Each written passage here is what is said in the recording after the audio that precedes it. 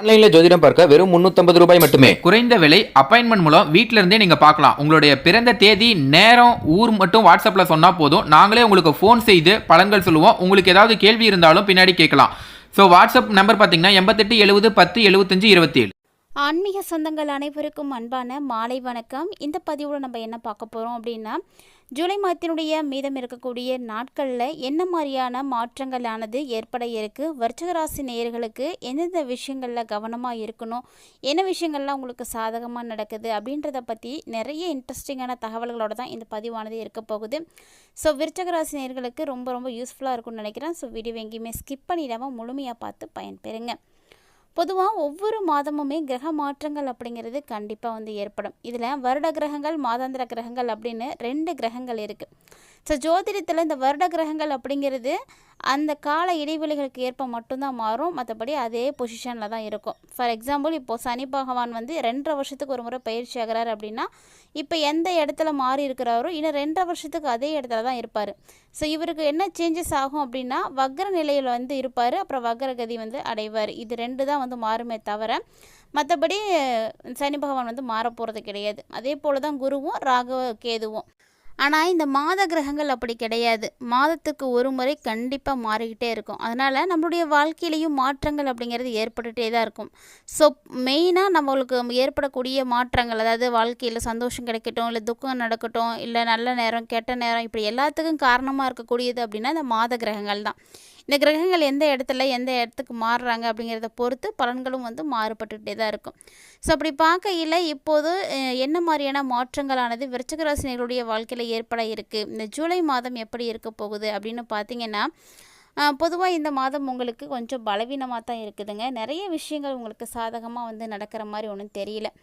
ஆனால் சூரிய கிரகத்தினுடைய பயிற்சி இந்த மாதத்தினுடைய முதல் பகுதியில் உங்களுக்கு 8வது வீட்டில் இருக்கும். அடுத்து 2ஆம் பாதியில் பார்த்தீங்கன்னா அதிர்ஷ்ட வீட்டில் மாற போகிறாரு. அதனால் உங்களுக்கு பெருமளவு பாதிப்புகள் எதுவும் இல்லை. செவ்வாய் ஜூலை 28 வரைக்கும் உங்களுக்கு 10வது வீட்டில் தான் இருக்க போகிறாங்க. அதுக்கப்புறம் 11வது வீட்டுக்கு மாறிடுவார். ஸோ இந்த சூழ்நிலையில் செவ்வாய் பார்த்தீங்கன்னா ஜூலை 28 வரைக்கும் உங்களுக்கு சராசரியான முடிவுகளை மட்டுமே கொடுப்பார். ஆனால் அதுக்கப்புறமா பார்த்தீங்கன்னா இன்னும் சூப்பரான பலன்களை கொடுக்க ஆரம்பிச்சிடுவார். அதுக்கப்புறம் நல்லாவே இருக்கும். ஸோ இந்த ஜூலை எண்டு வரைக்குமே உங்களுக்கு செவ்வாய் இந்த இடத்துல இருந்து இந்த மாதிரியான பலன்களை தான் கொடுப்பார். அப்போ ஜூலை 28க்கு அப்புறமா செவ்வாயினுடைய மாற்றம் உங்களுக்கு ரொம்ப ரொம்ப அதிர்ஷ்டத்தை கொடுக்கும். அடுத்து புதன் பார்த்தீங்கன்னா இந்த மாதம் முழுக்க உங்களுக்கு அதிர்ஷ்ட வீட்டில் தான் இருக்க போகிறாரு. ஜூலை 18லேருந்து வக்ர நிலையில் வேற மாறப்போகிறார். அதனால் இந்த மாதம் முழுக்க இந்த புதன் கிரகத்திடமிருந்து அனுகூலத்தை எதிர்பார்க்கக்கூடாது. அதாவது இவர் வக்ர நிலையை அடையிற வரைக்கும் முன்னாடி 18ஆம் தேதி வரைக்கும் உங்களுக்கு சிறப்பாக தான் இருக்குது. அதுக்கப்புறம் கொஞ்சம் பாதிப்புகள் வர மாதிரி தான் இருக்குது. அதனால் இந்த மாதம் புதன் கிரகத்திட்டையும் கொஞ்சம் நீங்கள் எதையும் எதிர்பார்க்காமல் இருக்கிறது நல்லது. அடுத்ததாக குரு பார்த்தீங்கன்னா 8வது வீட்டில் இருக்கிறார்.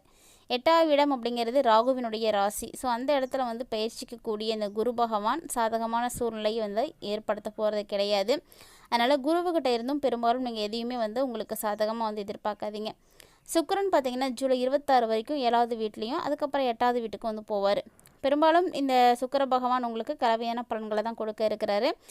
ஸோ சுக்கிர பகவானும் உங்களுக்கு ரொம்ப நல்ல பலன்களை கொடுப்பார் அப்படின்லாம் சொல்ல முடியாது. அடுத்ததான் நம்ம வர வேண்டியது சனி தாங்க. சனி பார்த்திங்கன்னா மீனத்தில் இருக்குது, 5வது வீட்டில். ஸோ இந்த சொந்த ராசியில் இருக்கக்கூடிய சனி பகவான் உங்களுடைய ராசியிலே தான் இருக்க போகிறாரு. ஆனால் சனிக்கிட்ட இருந்து அனுகூலத்தை நீங்கள் எதிர்பார்க்க முடியாது. ஏன்னா சனியும் பார்த்திங்கன்னா வக்ரகதியை அடைய போகிறாரு. அடுத்து 4வது வீட்டில் பார்த்திங்கன்னா ராகு பயிற்சியாக இருக்காங்க. ஸோ ராகு பகவானும் உங்களுக்கு நல்ல பலன்களை கொடுக்குற மாதிரி இல்லை. ஆனால் இது எல்லாத்தையும் தாண்டி உங்களுக்கு 10வது வீட்டில், அதாவது 4வது வீட்டில் ராகு இருந்தாலும் 10வது வீட்டில் கேது இருக்கிறாரு. ஸோ கேது பகவானுடைய பயிற்சி உங்களுக்கு அனுகூலத்தை தரும். அதனால் இந்த மாதம் உங்களுக்கு சராசரியை விட கலவையான பலன்கள் தான் இருக்கும். ஒரு சில நேரங்களில் பார்த்தீங்கன்னா பலவீனமான முடிவுகளை கூட கொடுக்குற மாதிரி தான் இருக்கும். இந்த மாதம் உங்களுக்கு எக்ஸாக்டாக ரொம்ப நல்ல பலன்கள்லாம் கிடைக்கும் அப்படின்னு சொல்ல முடியாது. மேலும் பார்த்தீங்கன்னா அதை நீங்கள் எதிர்பார்க்கவும் வேண்டாம். வியாபாரம் செய்யக்கூடியவங்களுக்கெல்லாம் வழக்கம் போல தாங்க இருக்கும். நீங்கள் எப்போதும் போல் உங்களுடைய வேலைகளை எப்படி செய்வீங்களோ அதையே செய்யுங்க. எதையும் எதுக்கிட்டையும் எதிர்பார்க்காதீங்க. வேலையில் இருக்கக்கூடியவங்களுக்கும் அப்படி தான். இந்த காலகட்டங்களில் நல்ல ஆற்றலை எல்லாம் பயன்படுத்தி உங்களுடைய இலக்குகளை அடையிறதுக்கான முயற்சிகளை நீங்கள் செஞ்சீங்க அப்படின்னா கண்டிப்பாக உங்களால் உங்களுடைய லட்சியத்தை அடைய முடியும். அதுக்கு நீங்கள் உங்களுடைய ஆற்றலை பயன்படுத்தணும், திறமைகளை வெளிப்படுத்தணும். ஆராய்ச்சி படிப்பில் இருக்கக்கூடிய மாணவர்களுக்கெல்லாம் இந்த மாதம், ஆன்மீகம் படிக்கக்கூடிய மாணவர்களுக்கெல்லாம் இந்த மாதம் ரொம்ப ரொம்ப சூப்பராக இருக்குது. அதாவது இது போன்ற துறைகளில் படிக்கக்கூடிய மாணவர்கள் அவங்களுக்கு நல்ல ஒரு கல்வியில் வந்து முன்னேற்றத்தை வந்து பார்க்குறதுக்கு சான்ஸ் இருக்குது. குடும்பம் மற்றும் இல்லற வாழ்க்கையை பொறுத்த வரைக்கும் இந்த மாதத்தில் விருச்சிக ராசினியர்களுக்கு பிரச்சனைகள் வரத்துக்கான வாய்ப்பு இருக்குது. அதனால் குடும்ப வாழ்க்கையில் விட்டு கொடுத்து போங்க, இல்லைன்னா அந்த இடத்துல மிகப்பெரிய பாதிப்புகளானது ஏற்பட்டுடும். ஆனால் இது எல்லா பிரச்சனைகளையும் சமாளிக்கிறதுக்கு விருச்சிக ராசி நேயர்கள் செய்யக்கூடிய ஒரே விஷயம் என்ன அப்படின்னா, புத்திசாலித்தனமாக செயல்படணும். உங்களுடைய சாமர்த்தியத்தால் மட்டும்தான் எல்லாத்தையும் வந்து கடந்து வர முடியும். எல்லாமே உங்களுக்கு சிறப்பாக நடக்கிறதுக்கு கண்டிப்பாக இது மாதிரி நீங்கள் நடந்துக்கோங்க. ஏன்னா கிரகநிலைகள் வந்து சாதகமாக இல்லை அப்படின்றத நம்ம பார்க்கும் பொழுது நாம் தான் கொஞ்சம் வந்து உஷாராக இருந்துக்கணும். உங்களுடைய புத்திசாலித்தனத்தால் எவ்வளவு பிரச்சனைகள் வந்தாலுமே இந்த காலகட்டங்களை நீங்கள் சமாளிச்சிடுவீங்க. ஸோ அதனால் பெருசாக எந்த பாதிப்புகளை நினச்சோ எந்த பிரச்சனைகளை நினச்சோ நீங்கள் கவலைப்பட வேண்டிய அவசியமே வந்து கிடையாது. ஏன்னா அந்த அளவுக்கு இந்த காலகட்டங்கள் உங்களுக்கு இருக்குது அப்படின்னே சொல்லலாம்.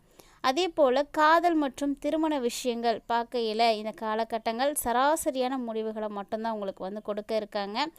அதாவது காதல் விஷயம் பார்த்திங்கன்னா பெரிய அளவில் உங்களுக்கு உச்சத்துக்கு கொண்டு போகும் அப்படின்லாம் சொல்ல முடியாது. திருமண விஷயமும் அப்படி தான். திருமணம் ஆகாதவங்கெல்லாம் அதே போல் திருமணம் ஆகாமல் இருக்கக்கூடியவங்க எல்லாருமே இந்த காலகட்டங்களுக்கு திருமணம் முழுதாக ஆகுமா அப்படின்னு சொல்ல முடியாது. ஆனால் அதற்குரிய முயற்சிகளை நீங்கள் வந்து எடுக்கலாங்க. எப்போதுமே முயற்சிகளை வந்து நம்ம கைவிடவே கூடாது, அதை எடுத்துக்கிட்டே இருக்கணும். ஏன்னா எப்போவாவது அது வந்து நமக்கு வந்து சக்ஸஸ் வந்து கொடுத்துடும். அதனால் விருச்சிக ராசி நேயர்கள் ஒரு சில விஷயங்களில் கொஞ்சம் கவனமாக இருந்துக்கோங்க. நிதி விஷயங்களில் குறிப்பாக இந்த டைமில் நீங்கள் ரொம்ப கவனமாக இருங்க. ஏன்னா இந்த ஜூலை 2025 பொறுத்த வரைக்கும் நிதி விஷயங்களில் உங்களுக்கு கலவையான பலன்கள் தான் வந்து கிடைக்க இருக்குது. ஸோ அதாவது ரொம்ப நல்லா இருக்கும் அப்படின்லாம் சொல்ல முடியாது. பொருளாதார ரீதியாக உங்களுக்கு பிரச்சனைகள் வந்து இருக்காது. ஒரு சராசரியாக ஒரு குடும்பத்துக்கு எவ்வளவு பணம் தேவையோ அது உங்களுக்கு வந்து கிடைக்கும். பெருசாக நீங்கள் வந்து எதுவும் எதிர்பார்க்க வேணாம். ஆனால் ஒரு சில நேரங்களில் உங்களுடைய முக்கியமான முடிவுகளுடைய நிலைகள் பார்த்திங்கன்னா பலவீனமானதாக மாறிடும். அதனால் அவசரப்பட்டு எந்த ஒரு முடிவையும் எடுக்கக்கூடாது. விருச்சிக ராசினியர்களை பொறுத்த வரைக்கும் இந்த ஜூலை முடிகிற வரைக்குமே நிதானமாக இருக்கிறது தான் நல்லது. ஆரோக்கியம் சார்ந்த விஷயங்களை பொறுத்த வரைக்குமே இந்த காலகட்டங்களில் உங்களுக்கு சராசரியாக இருக்கும். ஸோ பெருசாக ரொம்ப முன்னேற்றம் இருக்கும் அப்படின்னும் சொல்ல முடியாது. அதே போல் மிகப்பெரிய பாதிப்புகள் இருக்குது அப்படின்னும் சொல்ல முடியாது.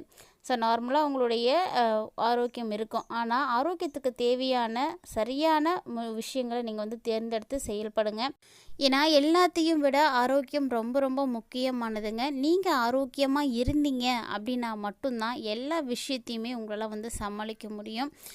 ஆரோக்கியமாக இருக்கக்கூடிய பட்சத்தில் தான் உங்களுடைய வாழ்க்கையில் ஏற்படக்கூடிய கஷ்டங்களையும் சவால்களையும் உங்களால் வந்து தாங்கிக்க முடியும், எதிர்த்து நிற்க முடியும், போராட முடியும். அந்த ஒரு ஆற்றல் இருக்கணும் அப்படின்னா முதல்ல நீங்கள் நல்லா இருக்கணும். அதனால் முடிஞ்ச அளவுக்கு உங்களுடைய உடம்பையும் சரி, உங்களுடைய குடும்பத்தில் இருக்கக்கூடியவர்களையும் சரி நல்ல ஜாக்கிரதையாக பார்த்துக்கோங்க. ஆரோக்கியமான உணவுகளை வந்து கொடுங்க. எப்போதுமே சோம்பேறித்தனத்தை முதல்ல நீங்கள் கைவிடணும். விருச்சிக ராசி நேயர்களுக்கு பெரும்பாலும் இந்த சோம்பேறித்தனமானது இருந்துகிட்டு இருக்கும். இந்த சோம்பலை கை விட்டுட்டீங்க அப்படின்னாவே போதும், நிறைய விஷயங்களில் நீங்கள் நல்ல மாற்றங்களையும் முன்னேற்றங்களையும் கண்கூடாவே வந்து பார்க்க முடியும். பொதுவாக ஒரு சில நேரங்களில் இந்த கிரக அமைப்புகள் வந்து சாதகமாக இல்லாத டைமில் ஆன்மீக ரீதியாக நீங்கள் எளிமையாக செய்யக்கூடிய பரிகாரங்களானது கை கொடுக்கும். அதாவது கஷ்ட காலங்களில் அது நமக்கு ஒரு ஆறுதலாக இருக்கும் அப்படின்னே சொல்லலாம். அதுக்காக தான் ஆன்மீக ரீதியாக நம்ம பரிகாரங்களானது செய்கிறோம். ஸோ அப்படி பார்க்கையில் விருச்சிக ராசி நேயர்கள் இந்த ஜூலை மாதத்தில் என்ன பரிகாரம் செய்தால் உங்களுக்கு என்ன பலன்கள் கிடைக்கும் அப்படின்னு பார்க்கையில் இந்த நாட்களை பொறுத்த வரைக்கும் உங்களுக்கு ஏற்படக்கூடிய கோபத்தையும் நிதானத்தையும் கண்டிப்பாக நீங்கள் வந்து கைவிட்டே ஆகணும். அதாவது அது மாதிரியான சூழ்நிலைகள் ஏற்படுற மாதிரி தான் இந்த மாதமே இருக்குது.